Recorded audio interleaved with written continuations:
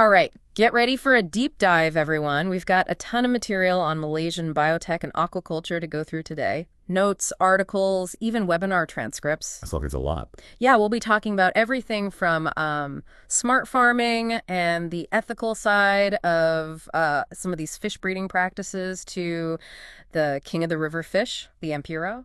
I have to admit, I'm not familiar with that one. You and me both. That's why we're doing this deep dive, to help us and you make sense of it all. Well, I'm always up for a challenge. And it sounds like this will be a fascinating one, not just understanding what's happening in Malaysian biotech, but, Yeah. Why it matters. Exactly. What's the potential impact on businesses, the environment, even, on your dinner plate? Now you're talking. Let's dig in. Okay, first up, excerpts from the Biotech Innovation Open Day, the one all about getting ideas out of the lab and into the market. What struck me was the focus on connecting researchers with investors. Makes sense, right? I mean, you can have the best idea in the world, but without funding and a good business plan, it's not going anywhere. Right. It seems like Malaysia's really pushing for research that is actually driven by the market. Yeah, that's exciting to see. And it sounds like they're putting their money where their mouth is, too. You mentioned investors like, was it Mr. Aaron Abdullah? Yeah, and he's not just passively investing, he's actively searching for promising businesses, even partnering with universities on research. That kind of collaboration is so important. You get the creativity of the researchers combined with the practical experience of the investors. Oh, and they talked a lot about integrating AI into the mix, too. So they're really thinking about the future. Definitely a forward-thinking approach. So who else caught your eye at this open day? Professor Dr. Lai Chi-ming, her story is amazing. She built a whole palm oil empire because of her son's allergy. Wow, talk about turning a personal challenge into an opportunity. Seriously. And get this, she started small but just kept growing her business. Now she's opening a new factory, employing former students and people who helped her along the way. That's incredible. She's a true innovator and a job creator. It's inspiring for anyone who thinks, oh, I could never do something like that. Exactly. She actually encourages people to step outside their comfort zone, to just go for it. A valuable lesson for sure. Okay, so now I think we're ready to get our feet wet, so to speak. Dive into fish health. You got it. You remember that disease triangle from Mr. Chu Tuk Hong's talk? Vaguely. Remind me, what was that all about again? Well, it's a way to understand what keeps fish healthy and Right. what can make them, sick. Oh, right. Like, what factors are at play? Exactly. It's the fish itself, the potential pathogens in the water, and the environment they're living in. They all interact. So if one part's out of whack, the whole system can be thrown off. Yeah, he talked about things like pollution, even just poor farm management, weakening the fish's defenses. It's like if you're stressed and sleep deprived, you get sick more easily, right? Exactly. And just like with us, you can actually spot the signs of a sick fish. Oh, really? Like how? Mr. Chu gave a whole list of symptoms to watch for: unusual movements, changes in appearance, or even excess mucus. So you're saying early detection is key. Absolutely. And speaking of different illnesses, he talked about parasitic, bacterial, and viral diseases in fish. Some of those parasites sounded pretty gnarly. But I guess the important thing is each type requires a different approach. Yeah, like medicated baths for parasites, antibiotics for bacteria. But for viruses, no magic bullet, right? Right. It's more about managing the environment, boosting the fish's own immune system. Makes you think back to the disease triangle, doesn't it? It's about managing the whole system. Totally. Mr. Chow really hammered that point home. Yes. Preventing disease is way better than trying to treat it after it's already spread. Much more sustainable in the long run. Speaking of sustainable, what about the business side of things? Well, Dr. Wan Zabidi's talk on grants and business plans was packed with good advice. If you're thinking about getting into aquaculture, you need to hear this. Lay it on me. He had 5 essential steps for applying for a grant or loan. Starting with the basics, like being registered, operating for at least 6 months. The boring stuff, but important. Yeah, gotta have your ducks in a row. But he didn't just talk theory, he actually shared his own business plan. Wow, that's generous. Yeah. Did he hit all the key points? Oh, yeah. Clear objectives, understanding the market, resource management, the whole 9 yards. A real blueprint for success. That's fantastic. So inspiring stories, practical advice. What else do we have? Well, Aliyah Natasha Binti Ahmad Marzuki's webinar on life after graduation was pretty incredible. What was so special about it? This woman went from intern to assistant manager in just over a year. Seriously. That's moving up the ladder fast. Right. She talked about working 6-day weeks, fixing mistakes, just tackling every challenge head on. That's the kind of attitude that employers love. For sure. And her advice for grads was spot on, too. Know your values, embrace challenges as opportunities, never stop learning. Timeless wisdom. Did she have any practical tips, like for job interviews? Oh, yeah. Showcase diverse skills, talk about your final year project, and don't bring up accommodation too early. All about making a good first impression. Okay, I think I'm ready for something a little meatier now. You mentioned the king of the river, right? The Emperor, yes. Dr. David Koh's presentation was fascinating. He's managing 20,000 of these fingerlings. 20,000. Wow, that's a lot of fish. Right. Talk about expertise. He's created this whole environment for them, mimicking their natural habitat. What kind of environment do they need? I mean, what's so special about this emperor? Well, they need really specific water conditions, high dissolved oxygen, low nitrite levels. Sounds finicky. They are, but it's not just about commercial farming. He's really passionate about conservation, too, using captive breeding to help protect this species. That's great. And he talked about artificial insemination, right? Yeah. To help boost their numbers. Yeah, he did. Apparently, it's quite a challenge with this particular fish, but the potential rewards are huge. I can imagine. So what about the fish itself? You said it's a delicacy. Oh, yeah. Dr. Koh is describing the flavor, melt-in-your-mouth texture, and this delicate, fruity aroma. You can see why it's so sought after. Sounds amazing. Export potential, I bet. Definitely. He talked about international markets wanting this fish. But of course, transporting it can get pricey. Makes sense. High value, high cost. Yeah. So what are the downsides of farming Empuro? There's got to be some challenges. Oh, definitely. He was very upfront about that. Slow growth rate, low fertility. That's not great for business. Nope. And they're susceptible to diseases. Specifically, mycobacteriosis, columnaris, and flukes, he said. Yikes. Those sound serious. Yeah, it highlights the need for constant vigilance on the farms. And then there's the market. Prices can fluctuate a lot. So it's a risky business. Oh, yeah. Dr. Koh even shared this crazy anecdote about Chinese restaurants paying top dollar for Empuro, then the price crashed when they closed. Ouch. Right. And get this. He found that 100 female Empuro were only producing 300 fries. That's not a lot. Definitely a challenge for breeding. That's why there's still so much research needed, to figure out how to improve things. Fascinating stuff. But let's zoom out a bit. What about the bigger picture of aquaculture in Malaysia? Well, Victor Andin from WWF Malaysia painted a pretty sobering picture of the state of fisheries there. Dwindling stocks, rising consumption. Doesn't sound good. No, it doesn't. He had this one stat that really stuck with me. All the oceans have been explored by fishing vessels. Wow. That says it all, really. Right. We're putting a lot of pressure on our marine resources, and Malaysia's the biggest seafood consumer in Southeast Asia. Stocks are already in the red zone. So they need to figure out a solution, and fast. Yeah. And Victor pointed out that a lot of their fisheries data is based on fishermen's experience, not enough scientific research. Which makes it harder to manage things effectively. Exactly. And then there's climate change, adding another layer of complexity. Impacting fisheries, driving prices up. It's a mess. Yeah, it's not a pretty picture. So where does aquaculture fit into all of this? Well, Victor acknowledged the potential for growth and food security, but... But there are also downsides. Right. Deforestation, reliance on natural resources, pollution. He didn't sugarcoat it. Nope. And then there's the issue of diseases and parasites spreading. It's a double-edged sword, this whole aquaculture thing. For sure, which is why he stressed the importance of doing it responsibly, following those established guidelines. Exactly. Finding that balance between production and protection. And that, my friend, is what we'll be diving into next. Right. Finding that balance between production and protection. And that, my friend, is what we'll be diving into next. Okay, so let's talk about this responsible aquaculture thing. How do we actually make it happen? It's easy to talk about in theory, but what about in practice? Well, there's some really exciting approaches being developed. Have you heard about IMTA? IMTA, refresh my memory. Integrated multi-trophic aquaculture. Basically, you're creating a mini ecosystem within the farm. You've got your fish in cages, maybe seaweed growing below, and shellfish on the seafloor. Oh, okay, so kind of like a natural food chain? Exactly. The waste from one species becomes food or fertilizer for another. Clever. Less waste, less impact. So is this IMTA thing actually being used in Malaysia? It is. It's gaining traction. especially in those coastal areas where you can integrate mangroves and other natural features. So it's not just some pie-in-the-sky idea, it's actually happening. Exactly. And another area where things are moving in the right direction is renewable energy.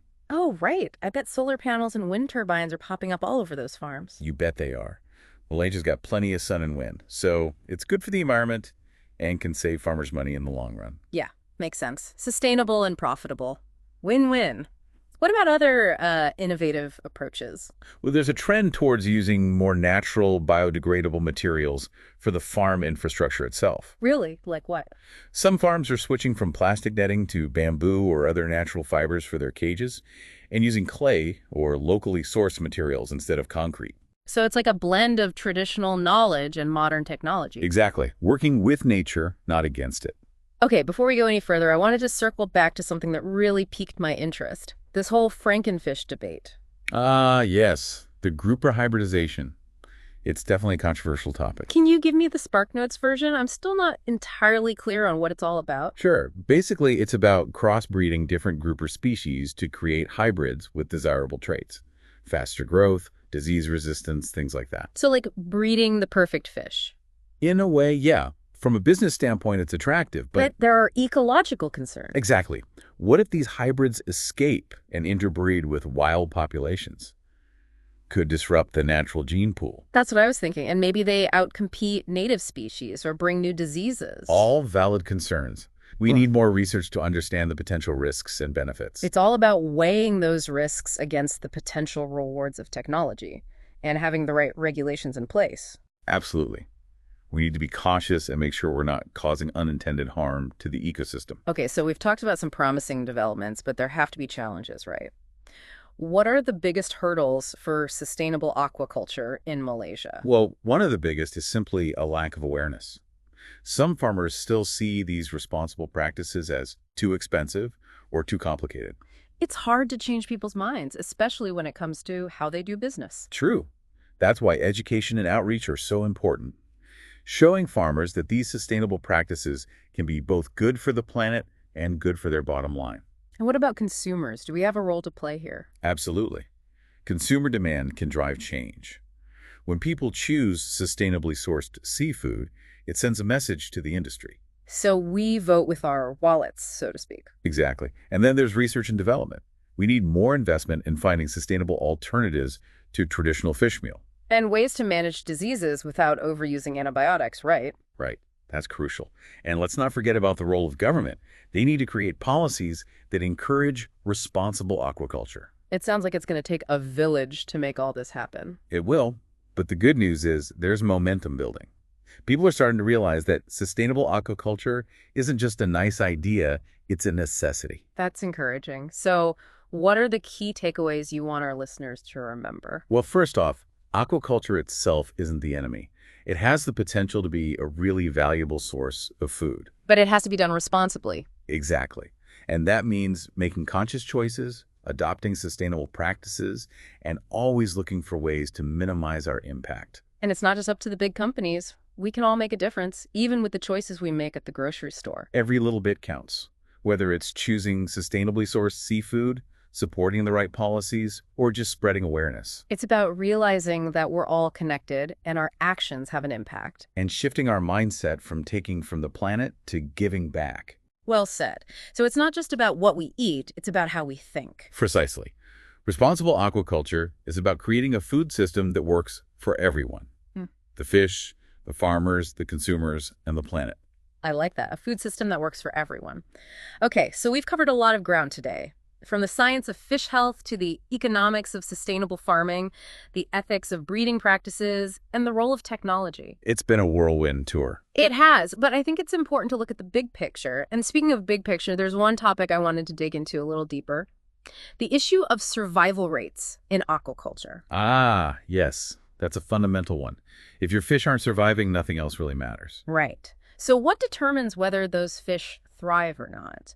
Is it just about clean water and the right food? Well, it's a bit more complicated than that. You have to remember, every species of fish has evolved to live in a very specific environment. They have certain needs when it comes to water temperature, oxygen levels, even social interactions. So you can't just throw any fish into any tank and expect them to be happy. Not if you want them to survive and grow. You have to understand their needs and create an environment that mimics their natural habitat as closely as possible. That makes sense. So what are some of the key things to consider? Water quality is crucial. You need to monitor things like pH, ammonia, nitrite levels. Even small imbalances can stress the fish and make them more vulnerable to disease. So it's like a delicate dance, keeping everything in balance. It is. And it's not just about the water. The social environment matters too. You don't want to overcrowd the fish. That leads to stress, aggression, and disease. So you're aiming for a happy medium. Enough fish to make it profitable, but not so many that they're stressed out. Exactly. And that's where good management practices come in. Regular monitoring, well-designed facilities, minimizing disturbances. It all helps to keep those stress levels down. And of course, you need to feed them properly. Absolutely. A balanced diet is key for their growth, immune system, and overall health. And with this shift towards more sustainable feed ingredients, we need to make sure those alternatives are just as nutritious. It's amazing how it all ties together. Fish, health, sustainable feed, environmental impact. It's all interconnected. It is. And speaking of interconnectedness, another key factor for high survival rates is disease prevention.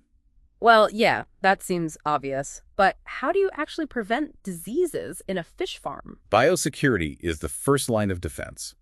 Strict measures to prevent pathogens from entering the farm in the first place. So like quarantine for new fish, disinfecting equipment, things like that. Exactly. It's all about minimizing the risk of introducing something nasty into the environment. Makes sense. What else can be done? Early detection is key. You need to be monitoring the fish regularly, looking for any signs of disease, and have a plan in place to act quickly if you spot a problem. So being proactive rather than reactive. Exactly. And that proactive mindset really applies to all aspects of responsible aquaculture. It's about thinking ahead, anticipating problems, and taking steps to prevent them. Right. And a big part of that is the responsible use of antibiotics. Yeah, we talked about that earlier. It's a big concern, not just in aquaculture, but in all animal agriculture. It is. And responsible farmers are taking steps to minimize antibiotic use. They're only using them as a last resort when other methods fail. So what are some of those other methods?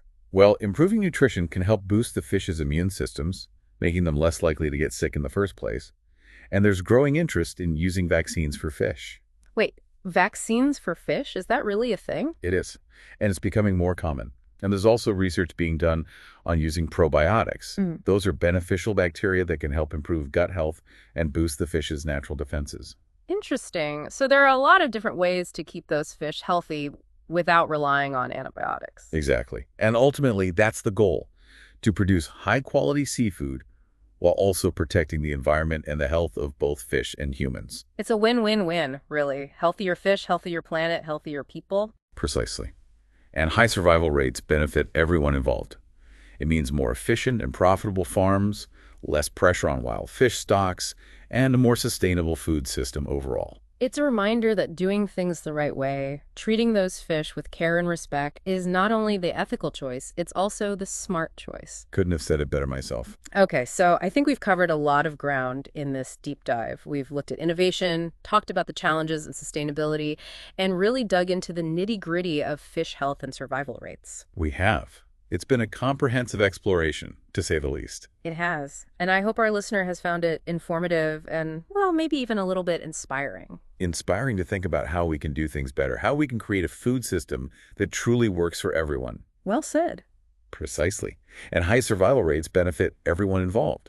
It means more efficient and profitable farms, less pressure on wild fish stocks, and a more sustainable food system overall. It's a reminder that doing things the right way, treating those fish with care and respect, is not only the ethical choice, it's also the smart choice. Couldn't have said it better myself. Oh, okay.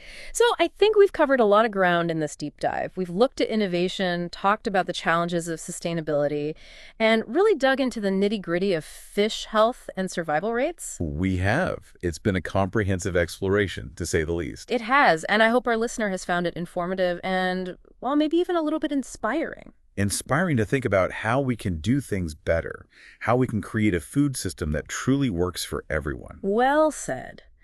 And to our listener, we hope this deep dive has given you a new perspective on the world of Malaysian biotech and aquaculture. It's a complex field, full of challenges, but also incredible opportunities. We've seen cutting-edge research, met some inspiring entrepreneurs, and learned about the delicate balance of fish health. And how crucial those responsible practices are for the future of this industry. Absolutely. So as we wrap up, we want to leave you with this thought. What role do you think technology and ethical considerations should play in shaping the future of food production? Not just in Malaysia, but globally. It's a big question, but one worth pondering. Thanks for joining us.